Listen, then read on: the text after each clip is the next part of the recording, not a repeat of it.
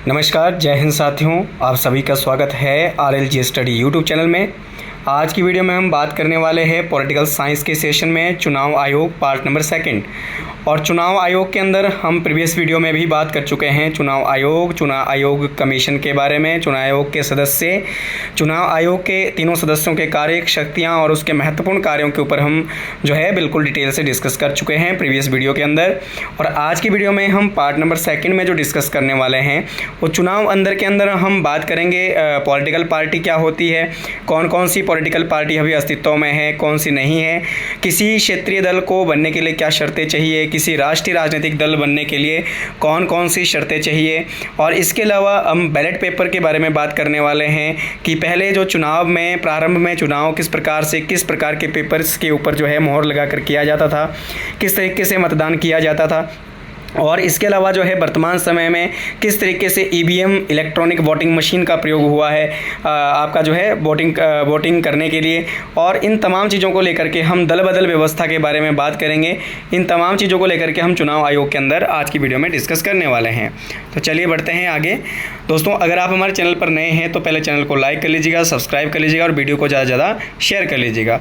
सबसे पहले हम बात करेंगे राजनीतिक दल कि राजनीतिक दल क्या होता है। राजनीतिक दल का क्या होता है दोस्तों, तो राजनीतिक दल साधारण सी बात है कि राजनीतिक जो दल होता है लोगों का एक ऐसा समूह या ऐसा संगठन होता है जो समान विचारधारा रखते हैं या फिर जिसमें सबका सम्मान क्या है, जिसमें सबके समान विचार होते हैं, जिसका मुख्य उद्देश्य होता है चुनाव लड़ने के पश्चात सत्ता प्राप्त करना और सत्ता प्राप्त करके जनता की तमाम समस्याओं को समाधान करने का निरंतर प्रयास करना। यही आपका क्या है, राजनीतिक दल कहलाते हैं। ठीक है, तो राजनीतिक दल की अगर बात करें तो मूल संविधान में भारत के मूल संविधान में किसी भी प्रकार का कोई राजनीतिक दलों का उल्लेख नहीं किया गया था। किसी प्रकार से राजनीतिक दलों का उल्लेख भारतीय संविधान के अंदर इसका उल्लेख नहीं किया गया था, परंतु संविधान में 52वें नंबर का संशोधन हुआ 1985 के अंदर, जिसके कारण संविधान में 10वीं अनुसूची को शामिल किया गया। और 10वीं अनुसूची में क्या व्यवस्था लाई गई दोस्तों, दल बदल व्यवस्था लाई गई थी। ठीक है, कि क्या दल होगा और किस तरीके से उसे बदलने की जो व्यवस्था है वो की गई है। ये जो हमारे को जो संविधान की 10वीं अनुसूची के अंदर देखने को मिलता है, दल बदल जो व्यवस्था है 1985 के अंदर संविधान के 52वें संशोधन के तहत वो आपके संकलित की गई थी। अगर हम बात करें राजनीति के अंदर दल बदल व्यवस्था की, तो किसी भी पार्टी को अगर बात करें तो जो निर्वाचन आयोग है, किसी भी पार्टी को चुनाव चिन्ह देना या क्षेत्रीय दल घोषित करना या फिर राष्ट्रीय राजनीतिक दल घोषित करना, ये निर्वाचन आयोग का कार्य है। ये मैं पिछली वीडियो में भी आपको बता चुका हूँ। ठीक है, इसके अलावा क्षेत्रीय दल, यदि कोई पार्टी है, यदि कोई दल है, तो कब वो जो दल है वो क्षेत्रीय दल बनता है, तो उसके लिए कुछ शर्तें निर्धारित की गई हैं कि कब किसी पार्टी को क्षेत्रीय दल बनने की आपकी जो घोषणा की जाती है, कब कोई दल क्षेत्रीय दल बनता है, लोकल आपका पार्टी बनती है। तो उसके लिए कुछ कंडीशन हैं, जिसमें सबसे पहली कंडीशन ये है कि राज्य विधानसभा में उस पार्टी को कम से कम आपका 2 आपकी सीटें प्राप्त होनी चाहिए। यानी राज्य विधानसभा में उस दल को कम से कम कितनी सीटें प्राप्त होनी चाहिए, 2 आपके विधानसभा की सीटें प्राप्त होनी चाहिए चुनाव के अंदर। और या फिर उसके लिए क्या कंडीशन रखी गई है, राज्य विधानसभा चुनाव की लगभग 3% सीटें उसको प्राप्त होनी चाहिए। यानी जिस राज्य का वो चुनाव लड़ रहा है उस राज्य की कुल सीटों का 3% जो सीटें हैं उसने प्राप्त की हो, या फिर किसी राज्य की विधानसभा में उसे 2 सीटें प्राप्त हुई हो, या फिर तीसरी कंडीशन आपने ध्यान रखना कि किसी राज्य की विधानसभा में डाले गए वैध मतों का 8% वोट उसने प्राप्त किए हो। कितने? 8% जो आपके वोट हैं वो उसने प्राप्त किए हो, या फिर 3% विधानसभा के चुनाव को उसने प्राप्त किया है, या फिर किसी राज्य की विधानसभा की 2 सीटें उसने जीती है। यदि कोई दल इस प्रकार की इसमें से कोई एक शर्त पूरी करता है तो ऐसी स्थिति में उसे क्षेत्रीय दल बनाने की घोषणा की जाती है। ठीक है, इसके अलावा अगर हम बात करें राष्ट्रीय दल बनने के लिए क्या क्या शर्तें निर्धारित की जाती हैं, तो राष्ट्रीय दल, कोई भी पार्टी क्षेत्रीय दल से राष्ट्रीय दल कब बनता है तो उसके लिए भी कुछ सीट आपकी जो कंडीशनें हैं वो निर्धारित यहाँ पर की गई है। फॉर एग्जाम्पल, जैसे कि किसी एक राज्य में किसी एक राज्य में लोकसभा की 11 सीटें प्राप्त करना। यदि कोई पार्टी किसी एक राज्य के अंदर 11 लोकसभा की सीटें जीत लेती है तो ऐसी स्थिति में उसे क्षेत्रीय दल से राष्ट्रीय राजनीतिक दल बनाया जाता है। या फिर अगर दूसरी जो शर्त है उसके लिए एक ही राज्य में कुल लोकसभा की 2% सीटें प्राप्त करना, यानी कुल जो लोकसभा की सीटें हैं जैसे वर्तमान में हुई कितनी है 543 का आपका जो 2% सीटें अगर एक ही राज्य में किसी दल ने प्राप्त की है तो ऐसी स्थिति में उसे राष्ट्रीय राजनीतिक दल का दर्जा दिया जा सकता है। तीसरी कंडीशन उसके लिए ये है कि 3 अलग अलग राज्यों में लोकसभा की 4 सीटें उसने प्राप्त की हो, 3 अलग अलग स्टेट में, ठीक है, 3 अलग अलग स्टेट में उसने लोकसभा की 4 सीटें जो है वो प्राप्त की है। यदि वो तीनों की तीनों शर्तें ये पूरा करता है या 3 में से कोई एक शर्त कोई दल पूरा कर रहा है तो ऐसी स्थिति में उसे आपका जो है राष्ट्रीय राजनीतिक दल बनाने की घोषणा की जाती है। और जब भी किसी पार्टी को राष्ट्रीय राजनीतिक दल जब वो बनता है तो उसके लिए आपका जो स्थायी चुनाव चिन्ह और आपका जो निःशुल्क आवास और सुरक्षा इस प्रकार के जो व्यवस्था है वो भारतीय संविधान के अंतर्गत की जाती है, आपके जो सरकार के द्वारा की जाती है। तो ये हमने बात किया कि क्षेत्रीय दल से किस तरीके से कोई पार्टी क्षेत्रीय दल बनता है, क्षेत्रीय दल बनने के लिए क्या क्या कंडीशनें हैं, किसी राज्य विधानसभा में 2 सीटों को प्राप्त करना या फिर राज्य विधानसभा के चुनाव में लगभग 3% सीटें प्राप्त करना या कुल वैध मत डाले गए वैध मतों का 8% सीटें प्राप्त करना, ये क्षेत्रीय दल के लिए कंडीशनें हैं। और राष्ट्रीय राजनीतिक दल के लिए क्या है दोस्तों कि एक ही राज्य में लोकसभा की 11 सीटें प्राप्त करना या लोकसभा की कुल सीटों का 2% प्राप्त करना या फिर 3 अलग अलग राज्यों में 4 सीटें लोकसभा की प्राप्त करना। ऐसी स्थिति में उसे राष्ट्रीय राजनीतिक दर्जा प्राप्त दिया जा सकता है, ठीक है। इसके अलावा कौन कौन से अभी हमारे पास राष्ट्रीय राजनीतिक दल जो है वो आपके देखने को मिलते हैं, उनमें जैसे Congress party, Indian national Congress, इसकी स्थापना 1885 में हुई थी और किसने की थी? A.O. ह्यूम ने की थी, ठीक है। सबसे पुराना राष्ट्रीय राजनीतिक दल भारत का कौन सा है? कांग्रेस है। स्थापना 1885 में और संस्थापक कौन थे? A.O. ह्यूम के द्वारा इसकी स्थापना की गई थी। इसका जो चुनाव चिन्ह है दोस्तों वो है हाथ का पंजा। क्या है? हाथ का पंजा। दूसरी तरफ से आपका जो दूसरा जो पार्टी है राष्ट्रीय राजनीतिक दल है वो है भारतीय कम्युनिस्ट पार्टी। इसकी जो स्थापना है 1925 में की गई थी M.N. राय के द्वारा, यानी मानवेंद्र नाथ राय के द्वारा इसकी स्थापना की गई थी। और यही वो मानवेंद्र नाथ राय थे जिनके मन में सबसे पहले संविधान बनाने का विचार आया था। और इसका जो चुनाव चिन्ह है हाशिया और वाली, हाशिया और वाली इसका चुनाव चिन्ह है, ठीक है। ये आपका दूसरा राष्ट्रीय राजनीतिक दल है। इसके अलावा अगर हम अन्य राष्ट्रीय राजनीतिक दल की बात करें तो मार्क्सवादी कम्युनिस्ट पार्टी, यानी आपकी जो मार्क्सवादी कम्युनिस्ट पार्टी है इसकी स्थापना सन 1964 में की गई थी। P.A. डांगे के द्वारा इसकी स्थापना की गई थी। और इसका जो चुनाव चिन्ह है हश्वा, हथौड़ी और तारा, ये इसका चुनाव चिन्ह है। ये क्या है? इसका चुनाव चिन्ह है हश्वा, हथौड़ी और तारा। इसके अलावा चौथा जो आपका राष्ट्रीय राजनीतिक दल है वो है आपका भारतीय जनता पार्टी, जिसकी स्थापना 1980 में अटल बिहारी वाजपेयी, श्यामा प्रसाद मुखर्जी के द्वारा की गई थी। अटल बिहारी वाजपेयी और श्यामा प्रसाद मुखर्जी ने इस पार्टी की स्थापना करी थी, भारतीय जनता पार्टी की, भाजपा की, सन 1980 में। और इसका चुनाव चिन्ह आप सभी को पता है क्या है? कमल का फूल, ठीक है। तो ये था आपका राष्ट्रीय राजनीतिक दलों के बारे में। इसके अलावा बहुजन समाज पार्टी की अगर बात करें तो इसकी जो स्थापना हुई थी बहुजन समाज पार्टी की 1984 में स्थापना हुई थी। कांसी राम के द्वारा इसकी स्थापना की गई थी। और इसका चुनाव चिन्ह क्या है? हाथी। क्या है दोस्तों? चुनाव चिन्ह हाथी है। उसी तरीके से आपका जो नेशनल कांग्रेस पार्टी है 1992 में इसकी स्थापना हुई थी, शरद पवार के द्वारा स्थापना की गई थी। और इसका चुनाव चिन्ह है टेबल घड़ी, ठीक है। चुनाव चिन्ह क्या है? टेबल घड़ी इसका चुनाव चिन्ह है। इसी के तरीके से अगला जो आपका राष्ट्रीय राजनीतिक दल है उनमें से एक है TMC यानी तृणमूल कांग्रेस, ठीक है, तृणमूल कांग्रेस पार्टी। 1998 में इसकी स्थापना हुई थी और ममता बनर्जी के द्वारा इसको स्थापित किया गया था। चुनाव चिन्ह क्या है? फूल का पौधा, ठीक है। चुनाव चिन्ह क्या है? फूल का पौधा है। उसी तरीके से एंड देन आपका आम आदमी पार्टी, आम आदमी पार्टी की स्थापना 26 नवंबर 2013 को अरविंद केजरीवाल, योगेंद्र यादव, ठीक है, योगेंद्र आपका जो है प्रसाद जो है इसके संस्थापक थे। अरविंद केजरीवाल और योगेंद्र जो आपके प्रसाद है इसके क्या थे? फाउंडर थे। और इसका जो चुनाव चिन्ह है क्या है? झाड़ू है, ठीक है। तो ये हमारे बात करी हमने राष्ट्रीय राजनीतिक दलों के बारे में। ध्यान रखें दोस्तों कि जो राष्ट्रीय राजनीतिक दल आपका जो है हर चुनाव में उसको ये कंडीशनें पूरी करनी होती है। यदि कोई पार्टी इस कंडीशन को किसी चुनाव में पूरा नहीं कर पाता तो उसे राष्ट्रीय राजनीतिक दल का दर्जा नहीं दिया जाता, ठीक है। भले ही उसको एक बार राष्ट्रीय राजनीतिक दल दर्जा प्राप्त हो चुका हो, अगर वो अगले चुनाव में इस प्रकार की किसी भी शर्त को पूरा नहीं करता है तो ऐसी स्थिति में उसका ये दर्जा छीन लिया जाता है, ठीक है। तो इसीलिए आपका जो वर्तमान समय में अगर हम बात करें तो आपकी जैसे बहुजन समाज पार्टी है है तो उसको भी वर्तमान में राष्ट्रीय राजनीतिक दर्जा इसको प्राप्त नहीं है। तृणमूल कांग्रेस पार्टी है तो इसको भी नहीं है, ठीक है। और अन्य जो आपकी पार्टियां हैं अभी वर्तमान में लगभग 4 से 6 आपकी जो पार्टियां हैं वो आपकी प्रचलित है, ठीक है। तो ये हमने बात करी किसके बारे में, राष्ट्रीय राजनीतिक दलों के बारे में। इसके बाद हम नेक्स्ट जो इसमें बात कर रहे हैं दल बदल व्यवस्था के बारे में, कि जो दल बदल व्यवस्था है वो क्या है और एक प्रकार का ये जो कानून है वो किस व्यक्ति के ऊपर लागू रहता है और किस व्यक्ति के ऊपर कब लागू नहीं रहता है, तो इसके बारे में हम बात करने वाले हैं।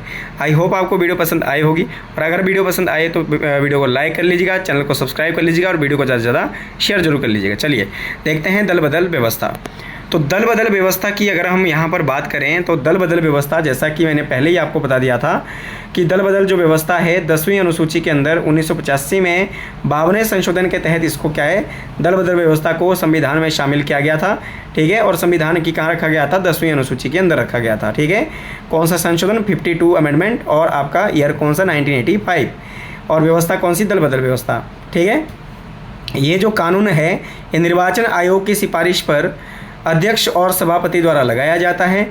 जिस सदस्य पर दल बदल का कानून लगता है उसकी सदस्यता को रद्द कर दिया जाता है, यानी ये किसी पार्टी के सदस्य के ऊपर लागू होता है।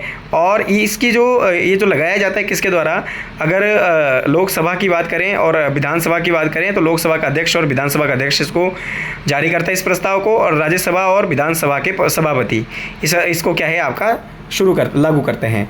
और ये जो दल बदल व्यवस्था है जब ये किसी के ऊपर लगता है तो ऐसी स्थिति में उसको उसकी जो सदस्यता है वो रद्द कर दी जाती है।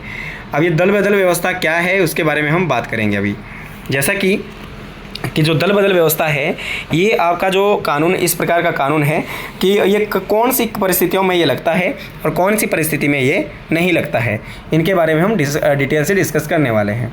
तो निम्नलिखित में से कौन सी ऐसी परिस्थितियां हैं जब दल बदल का कानून किसी सदस्य के ऊपर लागू रहता है, तो उसके बारे में फर्स्ट हम बात करेंगे यहाँ पर कि कब ये ऐसी कंडीशन आती है कि जब दल बदल का कानून लगता है।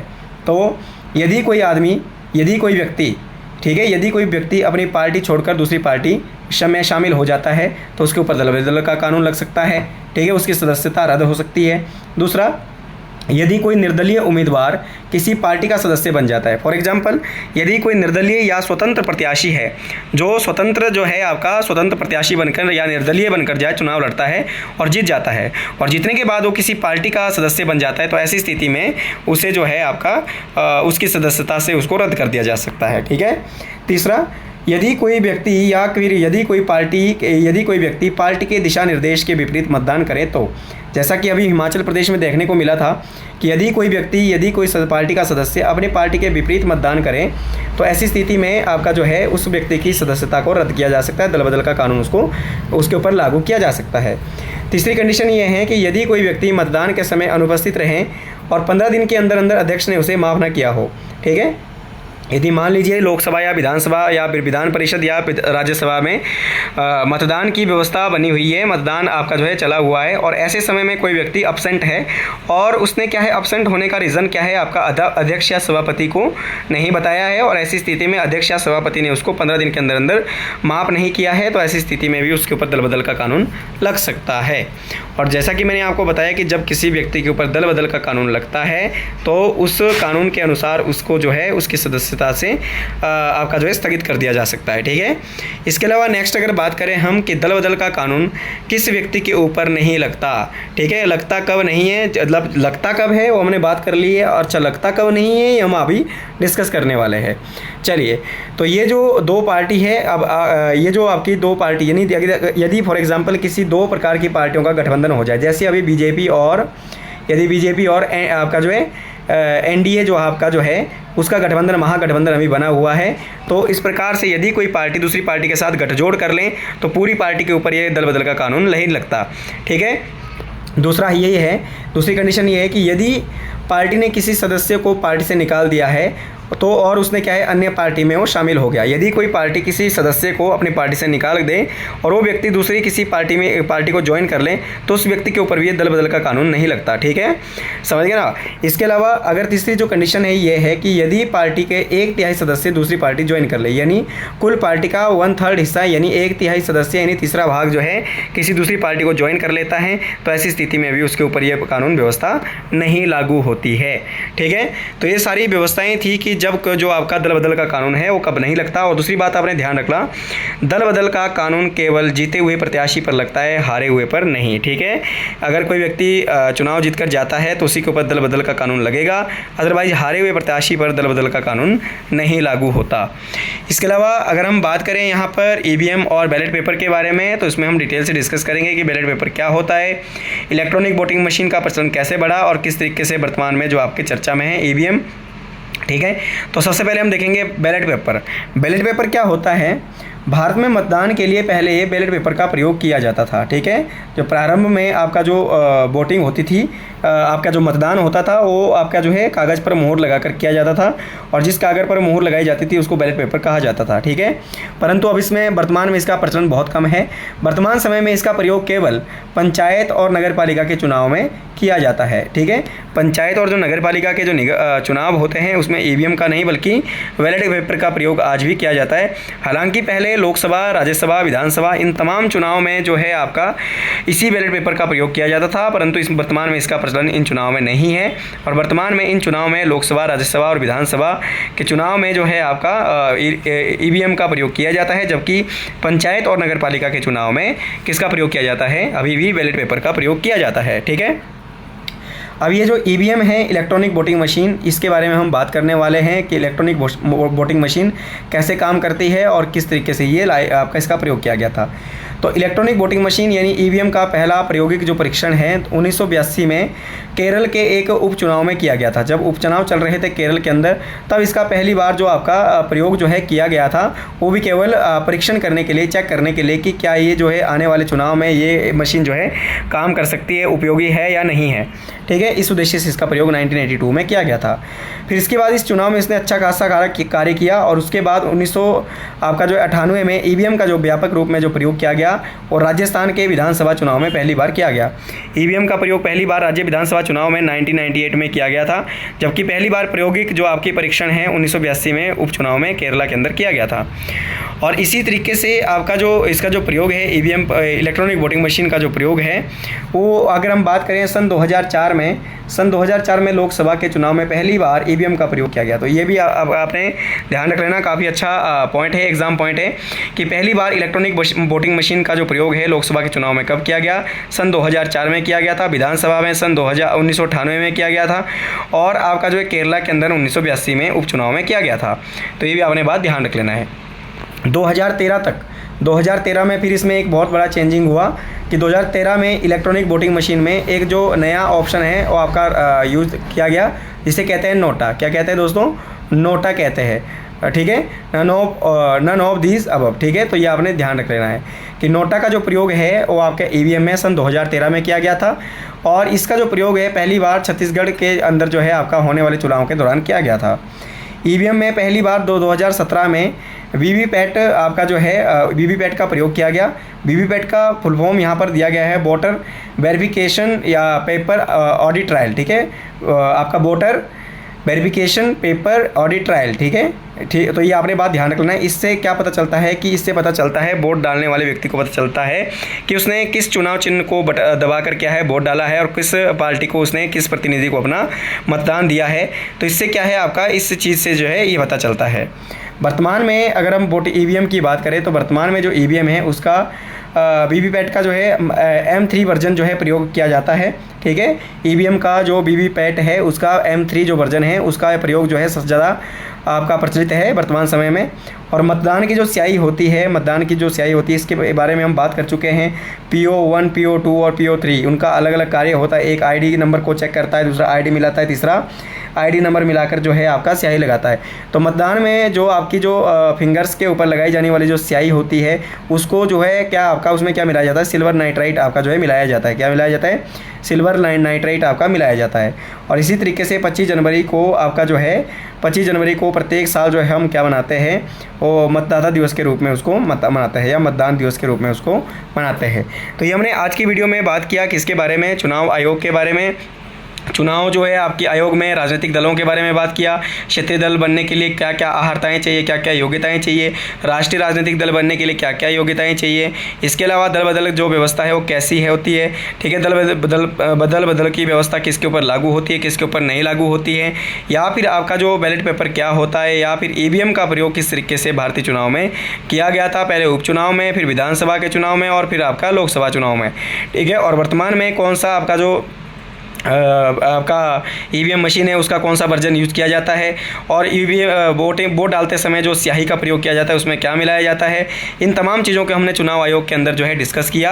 आई होप आपको वीडियो पसंद आई होगी। अगर वीडियो पसंद आई है तो चैनल को लाइक कर लीजिएगा, सब्सक्राइब कर लीजिएगा और वीडियो को ज़्यादा से ज़्यादा शेयर कर लीजिएगा। दोस्तों मिलते हैं अगली वीडियो के साथ, और लगातार अपनी जो प्रिपरेशन को जारी रखें, ठीक है। लगातार जो है आपका डेली जो है अपनी प्रिपरेशन को बिल्कुल तैयार रखें, क्योंकि हिमाचल प्रदेश जो आपका HPRCA जो आयोग है उसके द्वारा अभी 15 नवंबर के बाद जो है आपका जितने भी TGT कमीशन, TGT और JBT टेट कमीशन के जो एग्ज़ाम है उसको करवाने की जो तिथि है उसने निश्चित कर दी है कि 15 नवंबर के बाद जो है ये सारे जो एग्ज़ाम है कभी भी करवाए जा सकते हैं। तो अपनी जो प्रिपरेशन है लगातार बनाए रखें। इसी के साथ मिलते हैं नेक्स्ट वीडियो में। जय हिंद, जय भारत, जय हिमाचल।